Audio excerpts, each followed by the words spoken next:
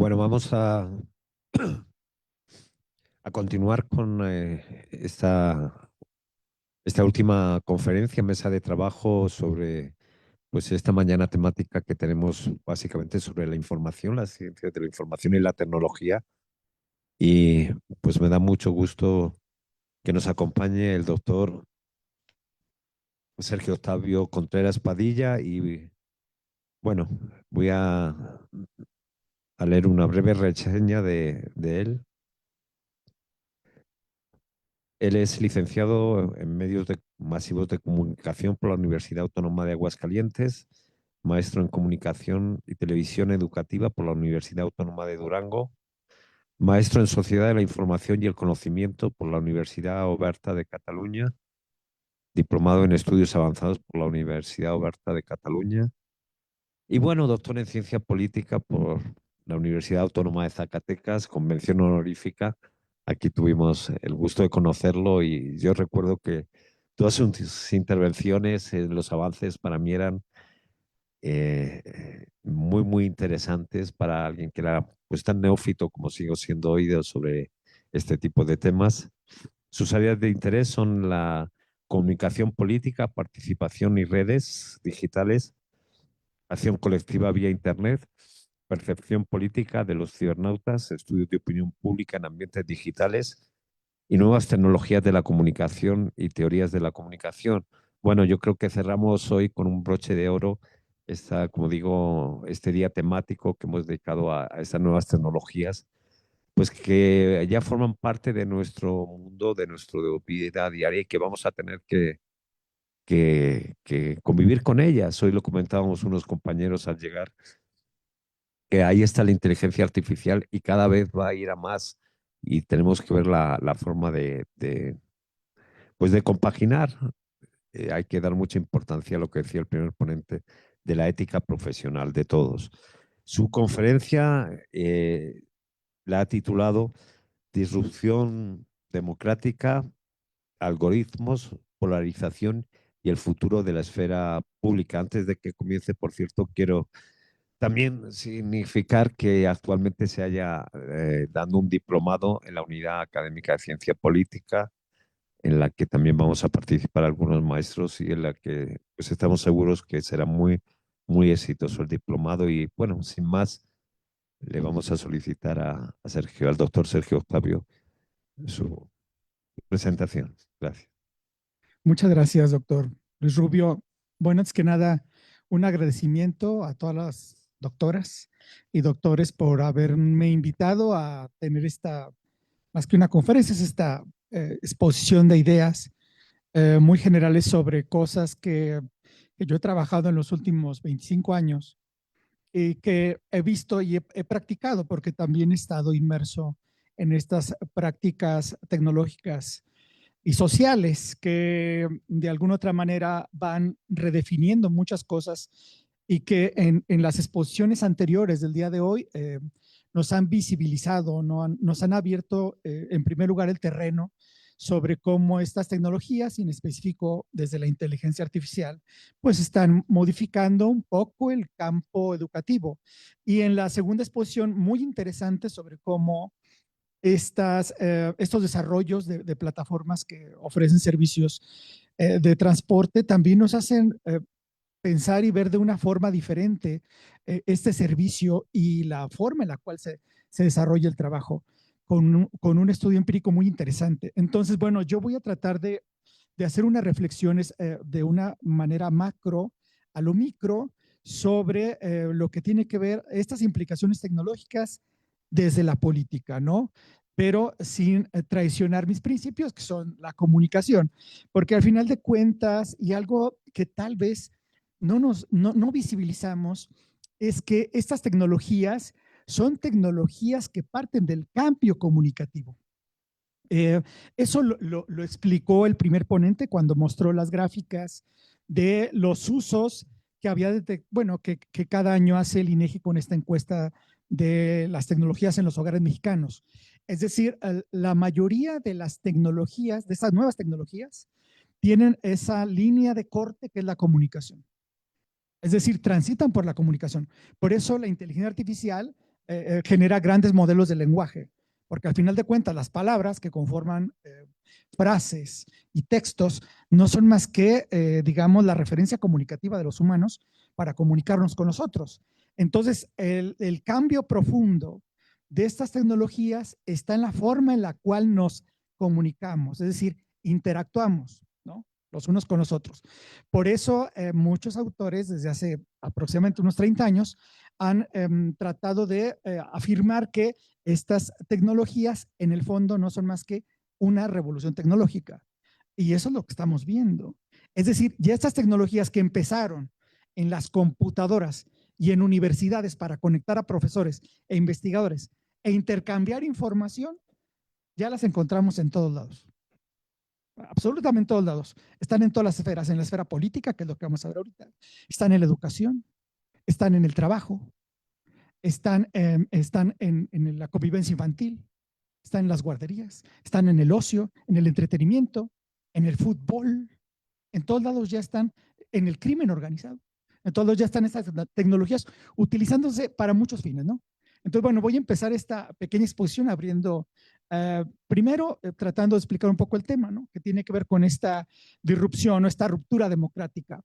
El cambio, digamos, profundo que vemos en la política y en las tecnologías obedece a que cambió el escenario en el cual se hacían la política. Bueno, esto es hasta cierto punto evidente. Es decir, la política tradicional, como se concebía en la teoría, la teoría de comunicación política, es que se ejercía en espacios físicos, ¿no? Donde había la interacción, aquí hablaban del sindicato, había una asamblea, se reunían, bueno, creo que todavía siguen reuniendo físicamente, pero cuando no pueden utilizan Zoom, ¿no? Entonces, estos cambios de la esfera pública, donde participaban las personas en la politización de temas, eh, conforme fue avanzando el desarrollo tecnológico, fue siendo sustituido este espacio. Primero por la mediatización. Esto es algo que dice Habermas, ¿no? O sea, los medios ahora se apropian de los temas que son públicos, abren un escenario de televisión parecido a esto, pero esto no es televisión, donde especialistas comentan y discuten un tema político público y sobre el cual muchas personas que están en televisión o al siguiente día ven los periódicos, observan los comentarios de esos especialistas o comentaristas sobre un tema en específico y las personas hacen conjeturas no a partir de la discusión con otras personas sobre estos temas, sino a partir de lo que dijeron las personas que están ahí discutiendo. Entonces se convirtieron los medios en intermediarios entre la información, el análisis de la información política y los consumidores de la misma, ¿no? Entonces, ese papel es algo que viene en los estudios de opinión pública tradicionales, ¿no? Pero, ¿qué pasó posteriormente de esta mediatización? Bueno, llegaron todas estas nuevas tecnologías de las cuales hemos hablado el día de hoy y se convirtieron en otra mediación más, ¿no? Que ya es hipermediada, ¿no? Es decir, por un lado, generan este quiebre, esta ruptura que hay de diálogo, porque ya no son los medios ni los periodistas los que tienen, digamos, esa capacidad o que tenían esa capacidad para tener acceso a temas de interés público o no, y posteriormente que los analizaban para que una gran cantidad de personas, que eran las audiencias, reflexionaran o conocieran sobre ellos, ¿no? Sino que esto, a raíz del desarrollo tecnológico y sobre todo de lo que fue la web 2.0 desde el 2004, que conceptualiza Tommy Reilly, es decir, desde que las personas pueden participar en Internet. Yo recuerdo cuando tuve acceso a la primera vez a Internet, yo todavía estaba en la licenciatura y en la Universidad Autónoma de Aguascalientes, donde yo estudié la licenciatura, abrieron una sala de Internet. Estoy hablando allá por el 95, allá 95, o sea, en la prehistoria. Entonces, en la prehistoria de Internet. Entonces, Internet lo abrieron en el 93, ¿no? Y en esta época, en el 95, 96, en esta universidad abrieron una sala de Internet. Eran 6 computadoras que wow, tenían internet, entonces había una lista infinita ahí de estudiantes que queríamos pues entrar a ver qué diablos era eso, ¿no? Y lo interesante del caso es que conforme entrabas, bueno, abrías, no se acuerdan que se abría el Netscape, todas esas cosas, Yahoo, ¿no? Entonces tardaban, no sé, 2, 3 minutos en cargar la página, y se oían unos ruidos ahí, ¿no? ¿Sí? Pero no había la posibilidad de interactuar ahí, no había. Es más, yo no podía publicar ahí contenidos. Ahorita sí puedo, ¿no? Entonces, cuando ya había unos grupos ahí, apareció el Messenger y esas cosas, ¿no? Pero cuando aparecen ya las redes sociales digitales, ¿no? Que se desarrollan con Facebook 2004 para acá, o sea, tenemos más de 20 años, es cuando ya las personas podemos interactuar con otras y crear contenidos. Ya no solamente somos espectadores. Entonces, cuando ocurre esto, es cuando aparece esta hipermediación. Y los políticos, ¿qué hacen actualmente? Los políticos ya no necesitan a los periodistas, ya no necesitan a los medios de comunicación tradicionales, porque ellos ya crean su propio canal y crean su propio discurso. Tengo mi canal en Facebook y trato de controlar los temas desde mi postura. Ya no necesito que venga el periodista a preguntarme para que el día de mañana aparezca en el periódico la noticia o las preguntas o las respuestas que yo di, sino que yo ya desde mi postura, desde mi posición, teniendo acceso a estas tecnologías y a estas redes, abriendo canales en plataformas, no necesito esos intermediarios. Entonces, esta situación, en el caso de los políticos, la política, los partidos y el propio Estado, ha generado una ruptura democrática. Porque ahora entonces estamos en un, digamos, en un escenario, viéndolo desde la política y la comunicación, donde, por un lado, están los políticos, está el Estado, o sea, todo esto lo que no tiene que ver con la sociedad civil, ¿eh? Están las instituciones públicas. Y cada uno se convierte en un propio nicho de información, como si fuera un propio medio. Y por otro lado, ¿no? Tenemos a los medios de comunicación tradicionales que todavía viven, no van a desaparecer. Se han adaptado a estas tecnologías, han creado canales. De hecho, ¿quién de ustedes lee o compra más bien un periódico impreso? Levante la mano. Aquí hay una persona que todavía, dos, todavía hay esas prácticas, ¿verdad? Pero ya la mayoría no, ¿verdad? O sea, ¿dónde vemos el periódico? Pues ahí nos aparece en el Facebook, ¿no? O sea, ya lo vemos digital, la mayoría, ¿no? Entonces, los míos han transitado hacia allá, con muchas resistencias algunos, pero no les saca de otra. Entonces, por un lado, tenemos al sistema político, por otro lado, al campo mediático, periodistas, ¿no? Todos estos medios, los periódicos ahora digitales, todas esas cosas. Y por otro lado, tenemos a los propios usuarios, los consumidores, y que ahora también producen cosas, los prosumidores. Entonces, cada persona, ¿verdad?, puede abrir una página web, puede abrir un canal de YouTube y convertirse, entre comillas, en medio o en periodista ciudadano. Y comienza a opinar y a comentar y a subir memes y hace una mezcla de muchas cosas. En el 2018 hice una investigación precisamente sobre páginas de internet aquí en Zacatecas y fue algo muy interesante porque de las páginas que se analizaron, que fueron alrededor de 20, ninguna correspondía con estándares periodísticos. O sea, las personas que los administran no tienen códigos periodísticos ni formación periodística, ni de comunicación. Simplemente publico ahí lo que me llega, lo que se me ocurre, que ahora aquí un perrito, que ahora en esto, que ahora un ataque a fulano, que ahora. Entonces, todo eso va generando una esfera donde estos principios democráticos que eran, digamos, el diálogo sobre temas de interés público, ahora se ha desvanecido. Y entonces nos enfrentamos a un espacio donde todos comunican todo. No sé si han visto esos memes de que hoy somos especialistas en viajes al espacio, ¿no? Y mañana nos convertimos en especialistas, me quito la máscara, y en expertos en medicina. Y a los 3 días soy experto en trabajo, ¿no? Y en plataformas de Didi y esto. Entonces todos opinan de todo, aun cuando la mayoría no sabe nada de lo que está opinando. Entonces, eso que ha generado, pues, un cambio drástico en los espacios digitales o en estas redes sociales, donde cada vez es más difícil comprobar lo que circula. ¿Vale? Siguiente, por favor.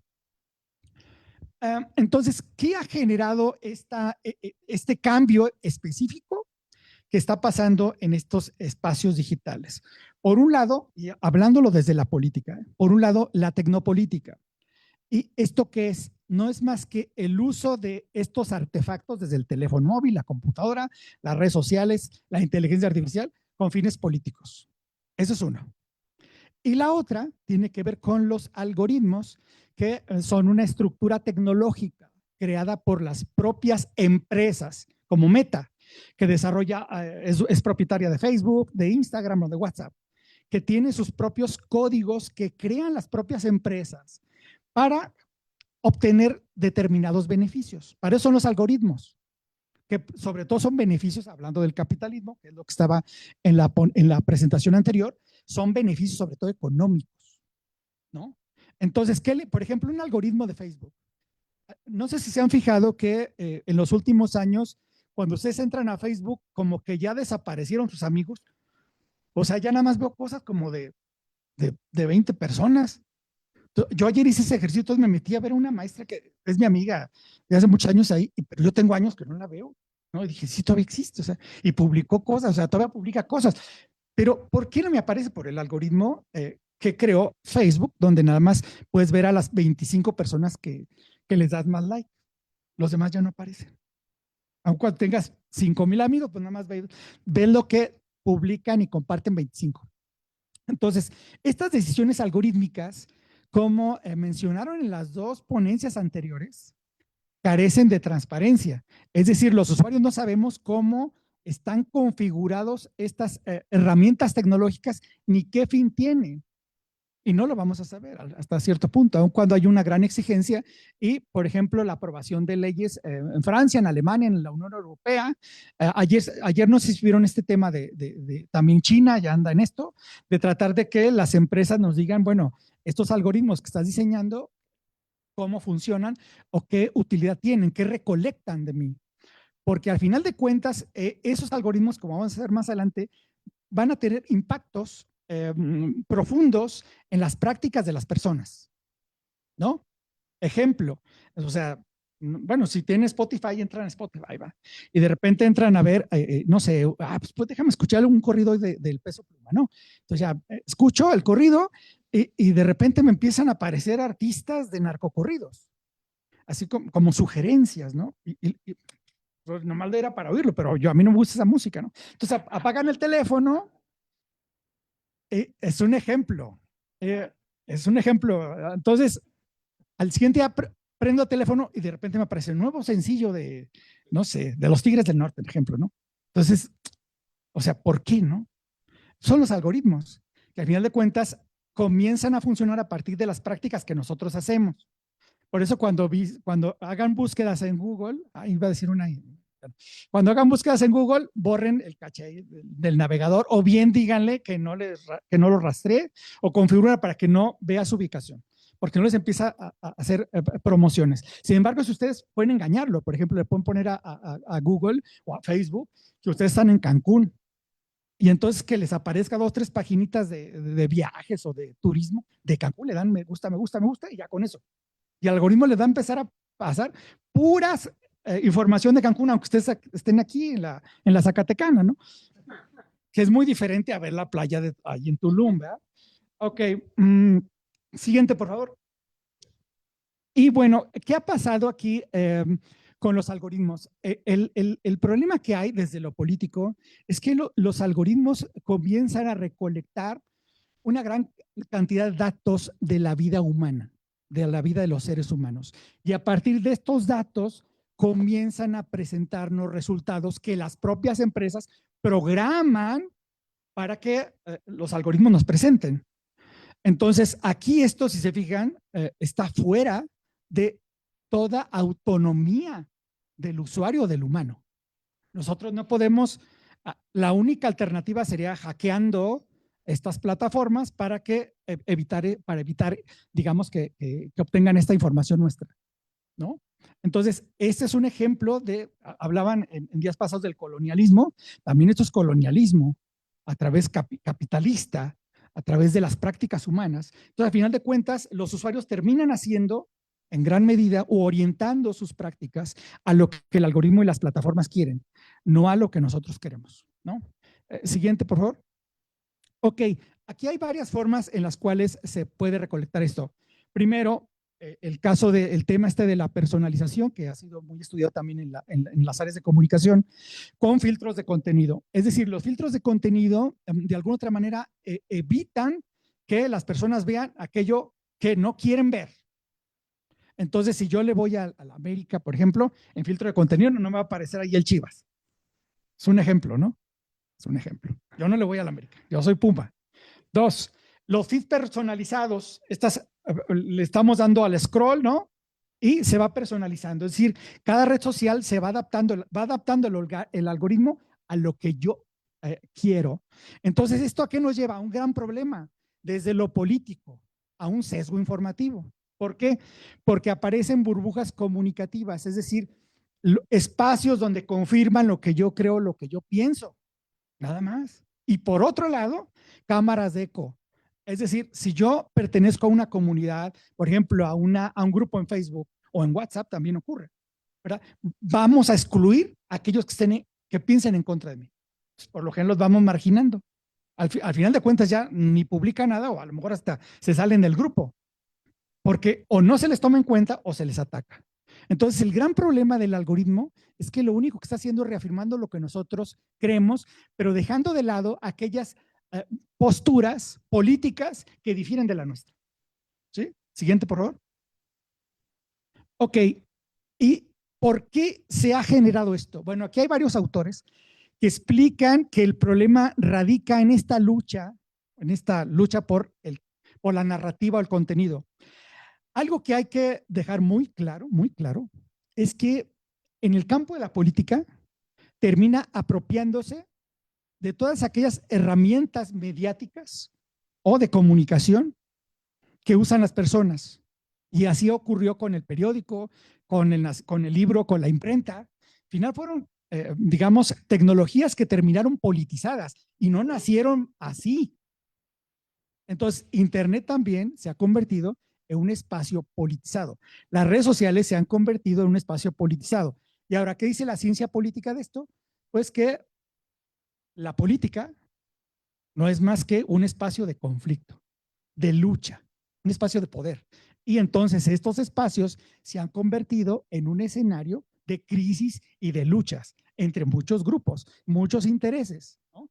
Entonces, desde la opinión pública, se ha planteado desde lo habermasiano que para llegar a una democracia, él llama de opinión pública real, tiene que haber un diálogo, ¿verdad? Racional y llegar a un consenso. Lo que estamos viendo con esta hipermediación es que eso ha desaparecido. O sea, en las redes sociales lo que menos hay es diálogo y menos hay consenso. Lo que hay es una pugna por mi narrativo, por lo que yo creo, por lo que yo pienso, o aquí mencionaba también la compañera en la exposición anterior, por la ideología. Entonces, la ideología, al final de cuentas, las ideas, los gustos también, los gustos aquí entran, pues terminan, digamos, polarizando estos escenarios, ¿no? Ejemplo, aquí están las elecciones en México y en Brasil. También podemos irnos a las elecciones de Estados Unidos, que se han convertido en escenarios de conflicto en las redes sociales y en Internet, producto de estas diferencias que han sido potenciadas por el algoritmo. Siguiente, por favor. Pero ¿por qué las potencia el algoritmo? Por una sencilla razón. En el caso de la política, la polarización de alguna otra manera enfrenta los polos opuestos y diluye el centro, ¿no? El algoritmo hace exactamente lo mismo. Por ejemplo, en Twitter es más visible para el algoritmo aquello que se ha compartido, lo que yo comparto. O sea, le doy retweet o lo comparto como cita. Y segundo, aquello que yo le doy me gusta. ¿Sí? Es un ejemplo del algoritmo. Entonces, ¿qué hacen los partidos políticos? El sistema político para llevar su narrativa o su ideología en contra de los que están allá enfrente. Pues entonces tengo que meter ahí un montón de personas o un montón de herramientas no humanas, ¿no? Hablando de trolls y todas esas cosas, para que den me gusta y reproduzcan aquello. Entonces entras a X o a Twitter y aparecen tendencias, ¿no? Las tendencias de los temas, entre comillas, que más está hablando la gente. Pero ya la mayoría de estos temas ya son artificiales.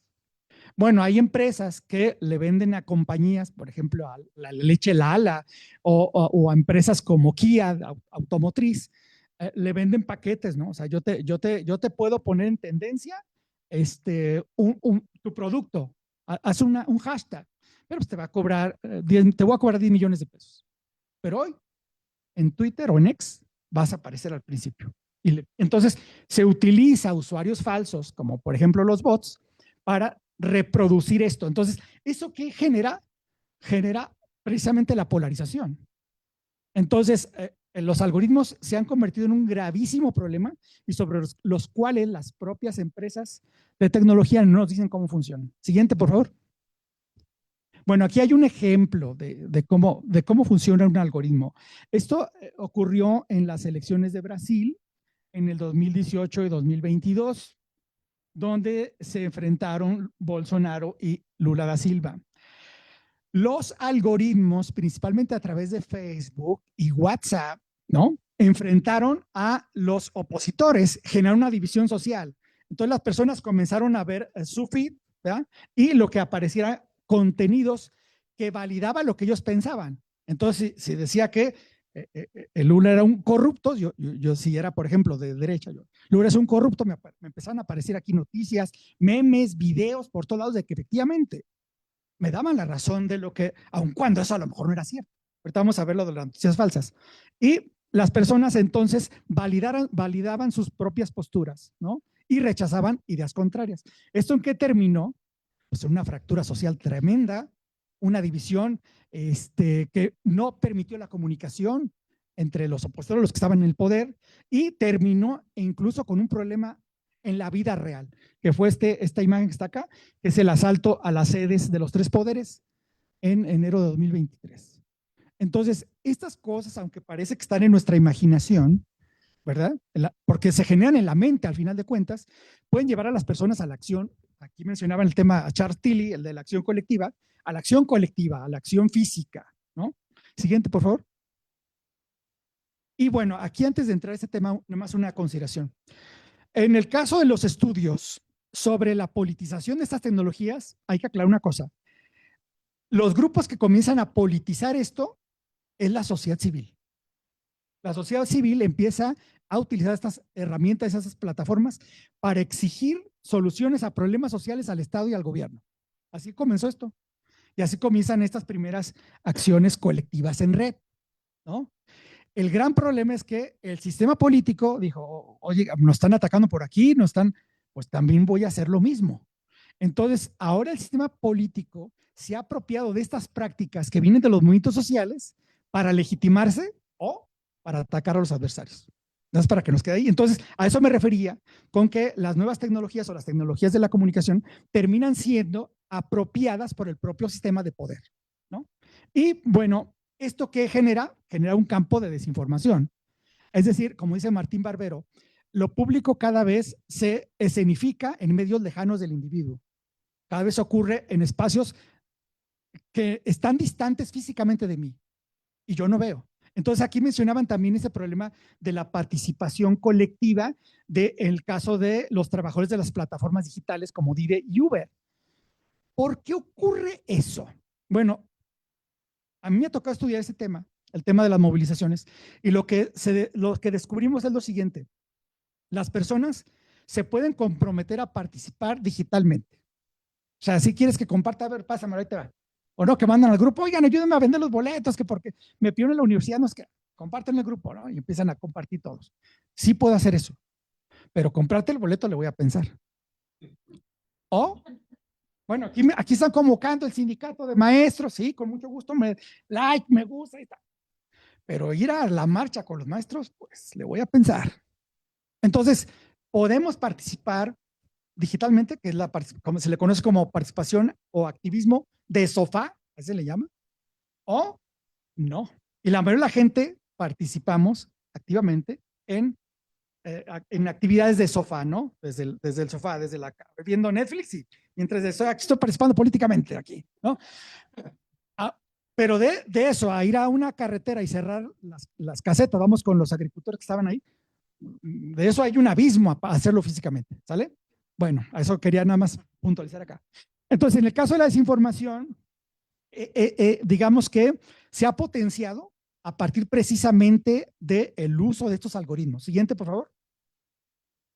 Un ejemplo, las llamadas deepfakes, que no son más que mentiras, bueno, mentiras profundas, ¿no? Así le llaman. Pero la característica que tiene, a diferencia de la noticia falsa o de este tema, de este concepto de la posverdad, que nace a finales de 2016 con las elecciones de Trump, es que este concepto se relaciona con el uso de nuevas tecnologías que son capaces de imitar a las personas. Esa es la inteligencia artificial. Entonces, la inteligencia artificial en la política permite suplantar la identidad de quien sea. ¿No se acuerdan hace poco? Bueno, fue hace como 2 años, ¿no? Que habían acusado a Martí Batres de que había dicho un audio. Él dijo, no, no, es que lo produjeron con inteligencia artificial y ya no dio respuestas, ¿no? Entonces, ¿es posible? Sí. Se puede falsificar absolutamente ya todo. Siguiente, por favor. Aquí hay un ejemplo. ¿No se acuerdan de este video de Zelensky, el presidente de Ucrania, que salió? No sé si recuerdan este caso. Fue en el 2022, donde apareció en redes sociales un video, este video. De hecho, aquí está la liga, si lo quieren, lo vemos. Está la liga de YouTube. Bueno, no sé si tengan aquí bloqueado YouTube, ¿verdad? Porque yo cuando me conecté al Wi-Fi de alumnos estaba bloqueado todo. Entonces, sí, que luego ya se convierte en otro problema. Bueno, aquí vamos a ver ese pequeño video. Véanlo, o sea. Y en el video, pues básicamente lo que dice el presidente es que pues ya las tropas se regresen y pues se acabó esto, perdimos la guerra. Y esto comenzó a generar, o sea, tuvo un impacto político al principio, ya después lo tuvieron que desmentir, pero es un video generado con inteligencia artificial. Es una deepfake esta. ¿Sí? En la pasada elección judicial, que hubo varios deepfakes de candidatos, de magistrados, de jueces, que se comenzaron a filtrar fotos editadas. Bueno, bueno, aquí los doctores ya fueron víctimas, aquí el doctor Ernesto y el doctor No ya vieron cómo funciona la inteligencia artificial para falsificar fotos. Bueno, si fuera un taller a lo mejor lo podríamos hacer, pero es tan realista que no distingues si es falso, ¿eh? O sea, entonces esto ya se vio y va a continuar, de hecho, va a profundizarse. Entonces, la inteligencia artificial, recuerden que recolecta datos también de manera algorítmica de las prácticas de las personas y de los usuarios. Entonces, este es otro problema al cual se enfrenta la ciencia política actualmente. Y todos estos campos, al menos en Zacatecas, tienen, digamos, muchas brechas por donde investigar. Todo esto de la desinformación, las deepfakes, la polarización con esas tecnologías. Siguiente, por favor. Bueno, aquí hay un ejemplo. No voy a meterme a fondo a esto, pero estas herramientas que están ahí, que son de video, de voz y de texto, permiten crear deepfakes. Y la mayoría tiene versiones gratuitas. Incluso no es necesario comprar la premium. Entonces permiten cambiarle el rostro a una persona para hacerlo decir que está hablando algo y está diciendo un político una cosa que no es cierta. Permiten alterar la voz. Por ejemplo, yo de las voces sí lo he hecho. Hay una aplicación, de hecho, para el teléfono, donde tú, por ejemplo, descargas no sé, te metes es un ejemplo, ¿eh? Te metes a la página de la Unidad Académica de Ciencia Política y entonces estás viendo que en el tercer día el doctor Moya está hablando para presentar a un ponente. Bueno, yo recorto nada más un fragmento de, no sé, de unos 30 segundos de la voz del doctor Moya. Y con ese audio soy capaz de crear un clon. Entonces ya nada más, igual como si fuera un chat GPT, le escribo lo que quiero que diga, ¿no? Entonces va a decir el audio algo así como, entonces escribo que, bueno, compañeros, a través de la presente quiero enviarles aquí a través de WhatsApp, decirles que el día de hoy renuncio, ya no voy a trabajar con ustedes. Es un ejemplo. Entonces lo comienzan a circular en grupos de la UAS y lo van a creer. Es la voz de él. Y créanmelo, es idéntica. Y estas aplicaciones no tienen ningún costo. ¿Sale? Si quieren luego, sería padre hacer un taller para ver cómo funciona esto. Pero es un ejemplo, nada más. Y bueno, también hay estos modelos del lenguaje, por ejemplo, Gemini de Google también lo tiene, los que están aquí, para las fotografías. O sea, yo puedo subir una fotografía, por ejemplo, real de alguien y alterarla. Por ejemplo, tomarle una fotografía aquí al doctor Luis y decirle que en lugar de que esté sentado aparezca parado y lo hace igualito. Entonces, esto es posible. O bien, al revés, crear toda una fotografía o un ambiente que no existe. O sea, quiero que el doctor Luis, en lugar de que esté aquí, aparezca, no sé, en un restaurante lujoso de la Ciudad de México y hace toda la ambientación. Es un ejemplo, es un ejemplo. No estamos diciendo que vaya al doctor. Siguiente, por favor. Ok, ¿a qué retos se enfrenta? Bueno, se enfrenta más bien la ciencia política. Eh, Ustedes que son investigadores, también los alumnos que están haciendo investigación. Hay muchos campos aquí de oportunidad. Primero, uno de ellos, lo que mencionaron anteriormente, el tema de la transparencia tecnológica. No sabemos qué recolectan las redes sociales, no sabemos cómo funcionan los algoritmos de inteligencia artificial. ¿Qué tienen de nosotros? Pues tienen un montón de cosas, ¿eh? Por eso les digo, si van a navegar en Google, cierren su Gmail, ¿no? Porque Gmail comienza a recolectar todo lo que ustedes busquen. Ahí lo va guardando, ¿eh? Y bueno, por ejemplo, en Estados Unidos hay una política, hay varias, por ejemplo, el FBI, ¿no? Hay una legislación que obliga a Facebook a guardar 2 años, esto es en Estados Unidos, ¿eh? Todas las conversaciones que las personas hayan tenido en WhatsApp. ¿Qué significa esto? Que aun cuando yo lo haya borrado, ya no dejé evidencia. Es más, deja quitar la contraseña, lo voy a poner ahí para que suene. ¿No? Es un ejemplo. Entonces, aun cuando ya borrado todo aquí, ahí hay una copia. 2 años, está ahí. Todo lo que mandaste. Y lo mismo ocurre en el caso de los productos de Meta, ¿no? Facebook también, e Instagram. Entonces, no sabemos qué hace con nuestra vida privada ahí. Siguiente, otro reto y también visto desde la ciencia política. Anteriormente, primero, aquí cuestionábamos, y de hecho esto se mencionó creo que el primer día, el tema de esta alfabetización. Es decir, durante los últimos 30 años o 40 años, desde que yo era estudiante se hablaba de esto, de la alfabetización mediática. Es decir, que se le tenía que enseñar a las personas a entender y a comprender o darle herramientas para analizar los contenidos que publicaban los medios, para evitar que la televisión te fuera a manipular. Es un ejemplo, ¿no? Entonces, esto no terminamos jamás de aprenderlo como país, ni como sociedad. No, o sea, la mayoría de las personas en este país no tiene herramientas de alfabetización mediática. Ahora, no acabamos eso y ya llegó esto otro, la alfabetización digital. Y ahora tenemos que, esto lo mencionaban en la conferencia, la primera conferencia de la mañana, la cuestión de la ética, de la inteligencia artificial, de la academia, ¿no? No, tenemos que aprender de la política eso. ¿Qué vamos a hacer con esa inteligencia artificial que está, bueno, ya lo anuncian así como ChatGPT, ¿no? Como el asistente que va a sustituir al asistente, ¿no? Entonces yo les mencionaba y sus asistentes me dijeron, no, pues no tenemos, bueno, pues ya van a tener que ser ChatGPT, ¿verdad? Pero que pareciera ser que va a sustituir muchas cosas. Y ahora, miren, sean sinceros, levanta la mano quien ha utilizado estos modelos de inteligencia artificial generativa, aunque sea para buscar ahí el origen del pato Donald. ¿Sí? Bueno, dos. Es un ejemplo. La mayoría usa, bueno, de hecho hay estudios, ayer estuve en una jornada donde prestaba un estudio de la UNAM y donde el 70% de los maestros estaba utilizando esas herramientas. No significa que el usarlas esté haciendo algo ilegal. Más bien aquí falta saber cómo utilizarlas en las investigaciones, porque sí ahorran mucho tiempo, pero utilizarlas de tal manera que a mí me permitan ser herramientas para encontrar más rápido información y estructurarla, no para que sustituyan lo que me toca hacer, que ahí entra ese tema de la mañana de la ética, ¿no? La armonización de las plataformas que tiene que ver con cuestiones legales y que es algo que abordaron en la anterior mesa, ¿no?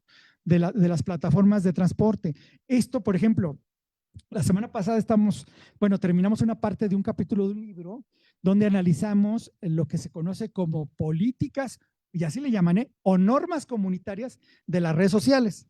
TikTok, Meta, que es Facebook, Instagram, WhatsApp y X o Twitter, ¿no? Eso para ver si sus normas comunitarias congeniaban con las normas mexicanas, o sea, con las leyes. Pues no, claro que no, no congenian.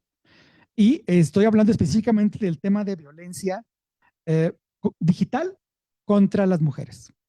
Entonces, ¿qué fue lo que descubrimos? Que hay una gran, una comprensión muy diferente de lo que es la violencia en contra de las mujeres en redes por parte de estas empresas tecnológicas y, por otro lado, muy diferente como está configurado en el marco normativo mexicano, en las leyes que protegen la violencia de la mujer, en los códigos penales federales y los estatales que ya están armonizados, y en algunas normas especiales.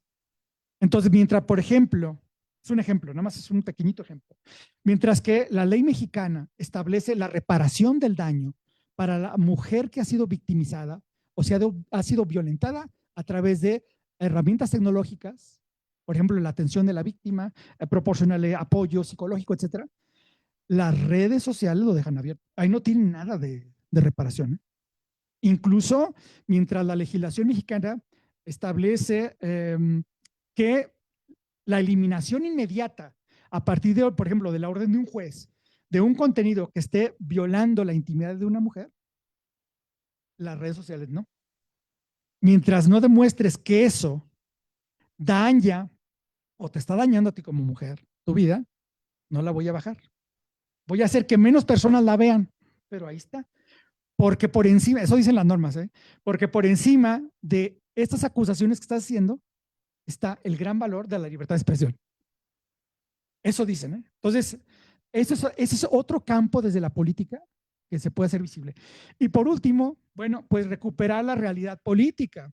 Es decir, una cosa es esto que estamos viendo aquí, esta convivencia física, y otra cosa es lo que está apareciendo acá, que la mayoría de las veces, como ya dije, está contaminado por una gran cantidad de datos, de información y de hechos, de los cuales, debido a que nosotros no estuvimos presente ahí, no sabemos si así ocurrieron.